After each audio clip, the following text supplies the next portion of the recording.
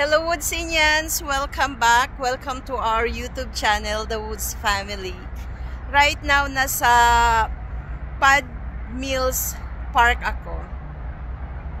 Ito yung river na nagsiseparate between Bronx and Manhattan. Nasa Bronx side ako, and that area is Manhattan already. Samahan nyo ako, itutur ko kayo. Yan guys, newly open.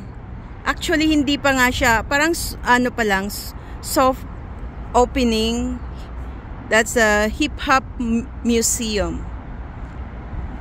Hindi pa siya masyadong pinapagamit or nag-a-accept ng visitors kasi nga tingnan nyo guys, oh, hindi pa unfinished pa. Yan. And then yan yung mga apartment buildings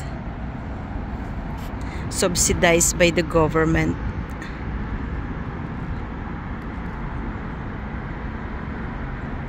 Parang ang sarap lang.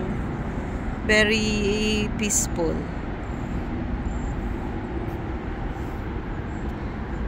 Mag-isa lang ako guys, so let's go. Kaya ako pumasok dito kasi nakita ko may police, may park police or park enforcement. Dalawa lang kami dito ngayon sa park. May yan, dog walker.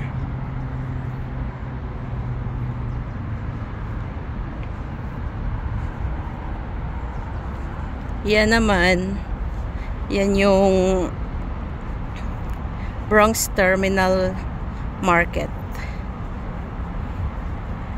Market yung tawag, pero actually mall yan. Namiss ko lang yung Pinas pag ganito yung scenery na nakikita ko. Ang dami ding flowers. Kanina may nakita akong blueberry trees. Ang daming bunga.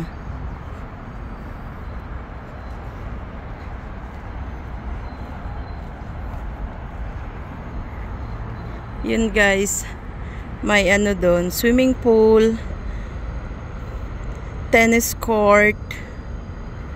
Baseball court. Basketball court. So, yung amenities ng park dito maganda.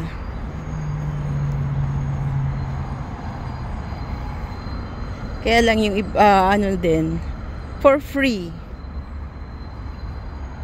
So want to sawa, i-enjoy nyo.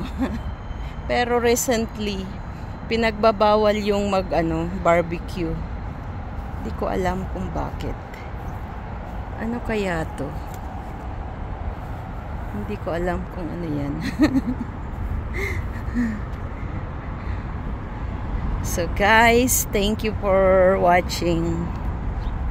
Until next time, don't forget to share and like our videos.